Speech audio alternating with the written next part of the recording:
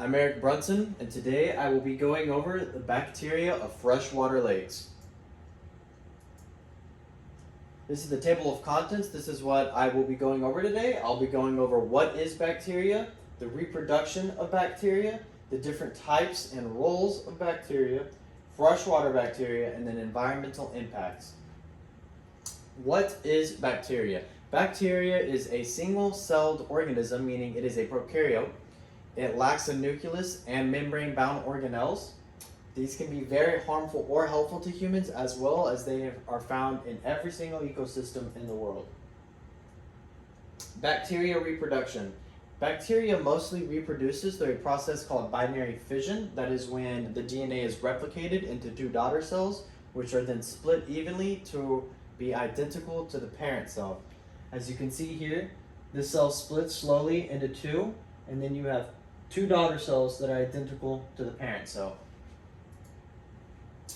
Some bacteria will reproduce by endospores. Endospores are dormant and they're very, very hard to break, and they can contain nasty pathogens like anthrax. And this is what anthrax looks like under a microscope. There are different types of bacteria, but they are classified into 5 groups according to structure. That would be spherical, rod, spiral, comma, and corkscrew. They can exist as single cells, they can exist in pairs, chains, or clusters. A spherical shaped bacteria has a cell wall that can vary between gram-positive and gram-negative, meaning it is the difference between a thick and thin peptidoglycan layer. They live in their host organism that can be pathogenic, commensal, or symbiotic, and these have very bad cell structure for reproduction. Now the rods have the best cell structure for reproduction. The cells are allowed to split evenly, and the DNA is allowed to congregate to each side of the cell, which will then split it. And the cell allows for the breaking of symmetry, like you saw in the binary fission process. The spirals can come in 3 different shapes, such as vibrio, spirillum, and spirochete. The cell shape and elongation are determined primarily by a protein called MREB. MREB forms at each end of the organism in an arc shape, giving the appearance of the curve. The comma is a subgenre of the spirilla-shaped bacteria. The vibrio bacteria naturally live in coastal areas and are much higher in concentration during May and October, the summer times, and that is when the water gets much higher.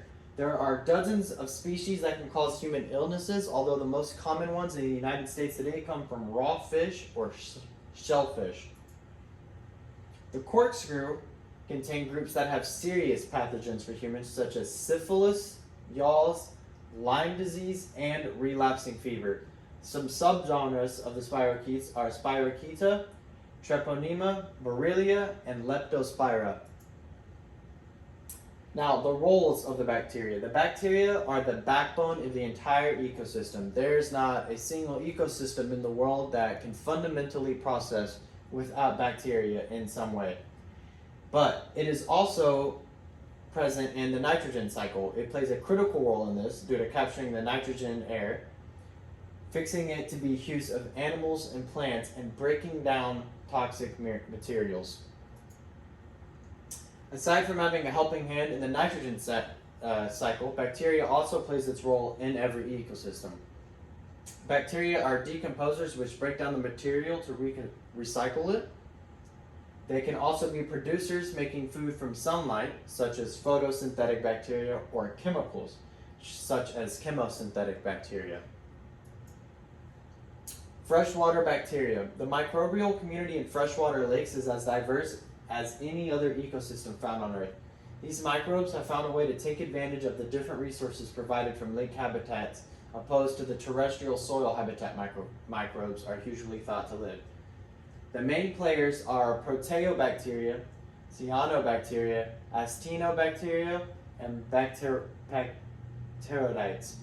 All of these different microbes contribute to important processes carried out in freshwater lakes. Now the proteobacteria. Proteobacteria is the most abundant and commonly found group of microbes in freshwater lakes. Proteobacteria is broken up into alpha, beta, delta, and gamma proteobacteria, each with their own distinct characteristics.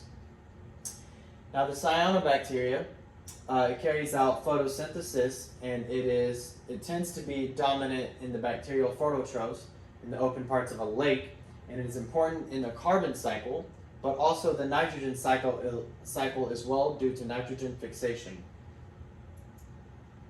The actinobacteria can be found in a wide range of aquatic conditions. Although they favor low concentration of organic carbon, which means that they are the decomposers. While the role of decomposing is played by fungi as well, this particular bacteria has the same role but not the same ecological niche. Bacteroidetes. Bacteroidetes is a microbe that is commonly associated in bacterial communities.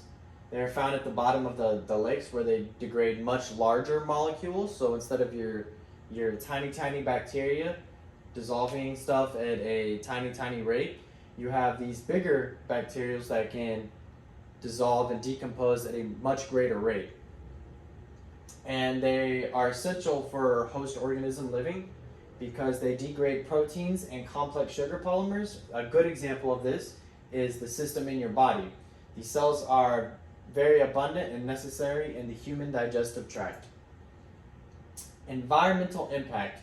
Microbial populations and communities in such environments are likely strongly influenced by the overall availability of electron acceptors, steep redox clines, and the release of organic from plant debris or sediment. Meaning that this is at a high risk of change. Almost anything can affect the way that bacteria successfully manages ecosystems. It's very easy to change. Which means that when bacteria suffers at a fundamental level, it will also cause a big problem.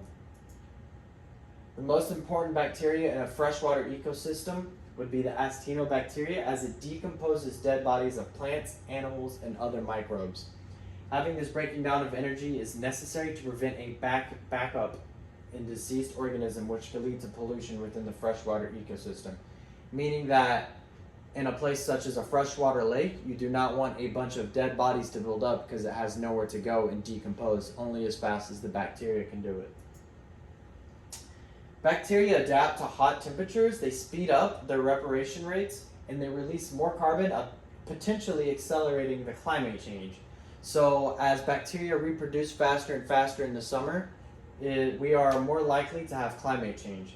Since bacteria is such a large component of environmental processes, it is highly important for bacteria to be managed. It can increase the world's carbon output and increase the world's pollution, or it can decrease it. Just as there is a way to increase the world's carbon, there's a way to reduce it. A new soil-based bacteria, otherwise known as Parabulk Madsyniata, has been discovered. It breaks down components necessary to life and the carbon cycle, but reduces the carbon instead of increasing it. There are experiments currently going on to see if it can help reduce the world's pollution. And then references.